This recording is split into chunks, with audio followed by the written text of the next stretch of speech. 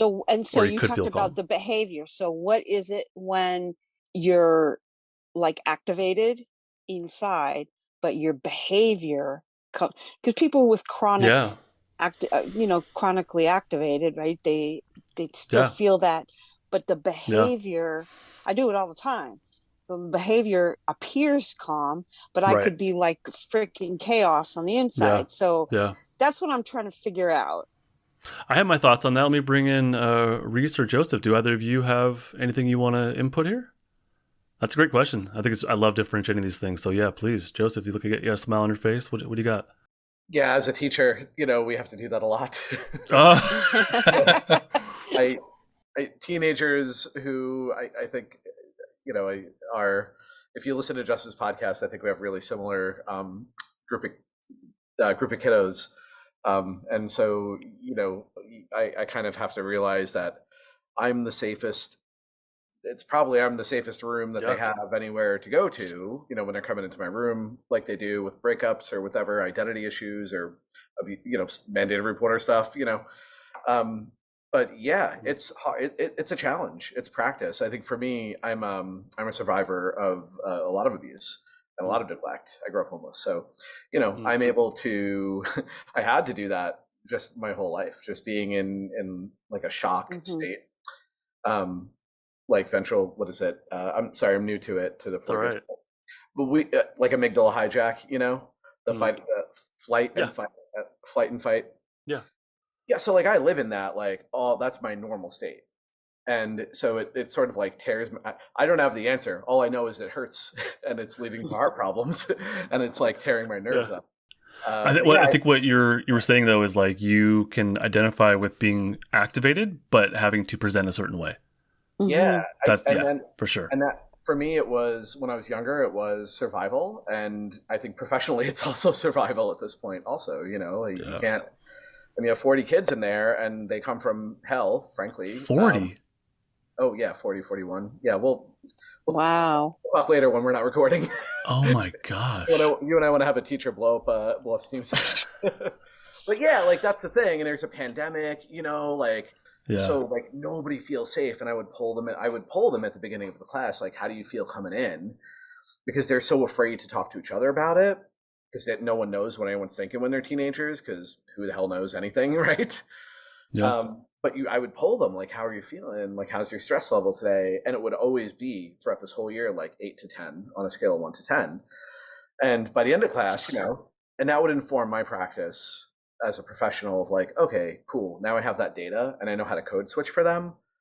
But I have that because I'm 43 and I've been through grad school and yada yada. If I hadn't, I don't think I'd be able to survive in this job. Yeah, for real. It sucks that you have to do that, but I think yeah. Thank you. Yeah. Reese, what do you got? Nothing brilliant. I like what you said. I guess what it makes me think about is I'm really convinced that there's maybe like when we talk about windows of tolerance, that there's overlaps. Like I've never heard anybody say anything about an overlap or really seen a graph, Hmm. but in my mind, I think they must. They must have an overlap or a gray area where you can be activated and behaving in a calm way. And Yeah. I spend a lot of time dreaming of things that are not real, but like couldn't that be have evolved to be real? Like couldn't it have like an adaptive quality to be able to like basically lie? Like the first humans that could fake Interesting. feeling safe, like as a person assigned female at birth, I can Hmm. tell you that faking liking somebody can save your life. If you Interesting. can Hmm. act like you like somebody, you can avoid a lot of pain, physical pain, immediate pain, right? So that's like that's instinctive. Like I feel like when I defer to authority, that's like some root part of me that's doing that, like the lizard reptile version Yeah. of me. I agree. Yeah. Out of safety, Absolute like def sorry, oh, I I, can I bleep that, completely No, right? you're agree. fine. Oh, God. I think that we do have, and tell me if this is kind of what you're alluding to, I do think that we have something within us that naturally acquiesces to power. Hmm. I mean, like the thing that shook me the most, not the most, but there was the whole Will Smith thing, right? if you haven't heard about it. So there was that just unbelievable thing, right, with Will Smith and Chris Rock. And I was looking at everybody in the audience, and everyone was just kind of like going along with it. They were there. I don't know if they were confused, but like no one spoke up. No one said, "Oh, that wasn't right." Even Chris Rock had to kind of acquiesce, right? Will Smith made himself the most powerful person in that room. He kind of already was, personality-wise, financially-wise, reach-wise, influencer-wise, but he dominated that room, and he made himself the most powerful person in the room, right? And everyone else just like fell in line, even though I'm sure they were worked up and active, right? So could that be some kind of like very old survival instinct of like, oh, everything's fine. I'm just here. No problems. Don't pay attention to me. You know what I mean? Is that kind of what you're alluding to, Reese? Well, I think there's some, I mean, I was a psych major in like the 80s, and there's studies that show that's what we do. Absolutely. Yeah. We're social behavior, like we're social animals. Yeah. We just, you know, follow the leader. When you have that study where they had a person who was like apparently injured on the ground, and people would just walk over them, they would do it more if they could see other people walking over them. But if there was just them, they would more likely to go help. So that, you know, we take so many cues from the people around us. I actually use that to my advantage. That's one of my, like, it's not like a safety cue exactly, but if I'm feeling super activated and I'm in a room of people who aren't, like, one of my checks is I check everybody's face, and like I try to decide if it's just me or if this is or are we all freaking out? Like I make myself look. I think that's co-regulation. Like you're mindfully accepting co-regulation. I do the same thing when I do presentations. I have to see people's faces. And if I don't, I notice I'm way more like when I saw teachers doing the whole, Zoom thing with like black screens. I stepped into one of those classrooms and like was instantly like, this is horrible. You can't see their faces. Like you're doing this for 6 hours a day. How are you staying sane? Like I couldn't take this. For 5 minutes, I did like a presentation about my service to the kids. I couldn't take it. It was dead quiet. It was eerie, So when I do Zooms now, like right here, or if I do the polyvagal 101, I did that, or at work, I tell people I need to see your faces. Like I don't pressure them, but I'm like, hey, it would mean a lot. There's a reason for it. I'll talk about it later on, co-regulation. But if you could turn your cameras on, that would mean a lot to me. It makes such a big difference seeing people's faces, right? Like what you said, I'm totally with you, Reese. Yeah. Thank you, Justin. Thank you, Reese. It's an observation I think of a lot. And it was interesting to hear your perspective on that. I thought of, if we're going back to psych, facial recognition hypothesis, and how one thing I'm really interested in right now is how technology is kind of making us do things we're not really wired to do. Like with the Will Smith thing last night, and I think about this with teenagers in general, with Instagram and the effect it has on people's self-image, that we are not made to be seen by millions of people all the time.